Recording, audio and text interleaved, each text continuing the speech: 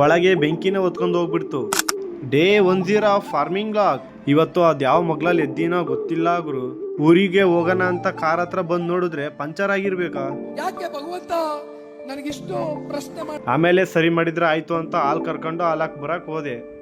ಹಂಗೆ ಕಲ್ಟಿವೇಟ್ರದ್ದು ಲೆಗ್ ಹಾಕಿ ಹಂಗೆ ಕಾರ್ ಹತ್ರ ಬಂದೆ. ನಮ್ ಕಾರಲ್ಲಿ ಜಾಕ್ ಇತ್ತು, ಅದ್ರ ಸ್ಪಾನರ್ ಇರ್ಲಿಲ್ಲ. ನಮ್ ತಮ್ಮನ ಕಾರಲ್ಲಿ ಎಲ್ಲ ಇದ್ವು, ಅವನ್ ತಗೊಂಬರಕ್ ಹೋದೆ. ಏನ್ ಗೊತ್ತಾ, ಕಾರ್ ನಿಲ್ಸ್ಬೇಕಾದ್ರೆ ಲಾಸ್ಟ್ ಅಲ್ಲಿ ಹ್ಯಾಂಡ್ ಬ್ರೇಕ್ ಹಾಕಿರ್ಲಿಲ್ಲ.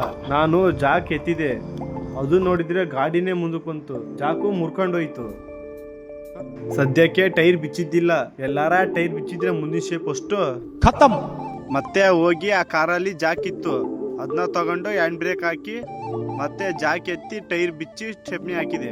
ಟೈಮ್ ಬೇರೆ ಆಗಿತ್ತು, ಸೊ ಬೇಗ ರೆಡಿ ಆಗಿ ಆ ಗ್ಯಾಪ್ ಅಲ್ಲಿ ಈ ಗ್ಯಾಸ್ ಬೇರೆ ಒಯ್ಬೇಕಿತ್ತು. ಎಲ್ಲಿಗಪ್ಪ ಅಂದ್ರೆ ಮುಂದೆ ನೋಡಿ ಗೊತ್ತಾಗುತ್ತೆ. ಅಲ್ಲಿಂದ ಹೋಗಿದ್ದೆ ನಮ್ಮ ಮಾವರ ಊರಿಗೆ. ಅಲ್ಲಿ ಇವತ್ತು ಹೋಮ ಇತ್ತು, ಸೊ ಹೋದ್ವಿ. ಹಂಗೆ ಹೋಮ ಸ್ಟಾರ್ಟ್ ಆಯ್ತು. ಹಂಗೆ ಕಂಕಳ ಕಟ್ಟಿ ರೋಸ್ ಕೊಟ್ರು. ಅಕ್ಕ ಇದು ಯಾರಿಗೆ ಕೊಡ್ಲಿ ಅಂತ ಕೇಳ್ದೆ.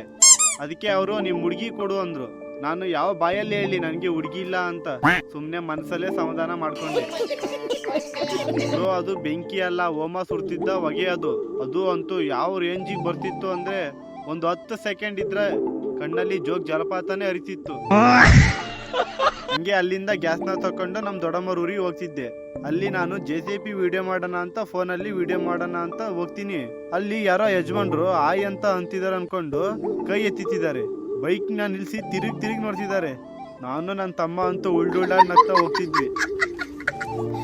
ಹಂಗೆ ಎಲ್ಲ ಗ್ಯಾಸ್ನ ಕೊಟ್ಟು ಅಲ್ಲಿಂದ ಸೀದಾ ಸಾಸವಳ್ಳಿ ಬಂದ್ವಿ. ನಮ್ ಟೈಗರ್ ಬೇರೆ ಯಾಕೋ ಸ್ವಲ್ಪ ಹುಷಾರಿಲ್ಲ ಅಂತಿದ್ದ, ಅವಂಗೂ ತೋರ್ಸ್ಕೊಂಡು ಸೀದಾ ಊರಿಗೆ ಹೋದ್ವಿ. ಇವತ್ತಿಗಿಷ್ಟೇ, ಸಿಗುವ ನಾಳೆ. ಬಾಯ್ ಬಾಯ್.